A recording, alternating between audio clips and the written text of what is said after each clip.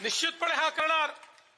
आणि यासोबत आमचे सुरेश चव्हाणके दिल्लीवरनं आले, ते विशेषत्वाने रामगिरी महाराजांचं या ठिकाणी एक संदेश देण्याकरता आले।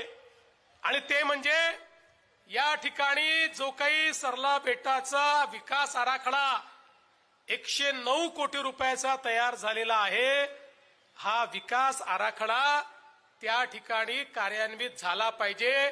सुरेशजी, तुम्हाला आणि या तमाम भगवत शक्तीला या ठिकाणी मी आश्वस्त करतो की आपला हा जो काही आराखडा आहे महाराज, यालाही आम्ही लवकरच मान्यता देऊन त्याचंही काम हे आम्ही निश्चितपणे या ठिकाणी सुरू करू।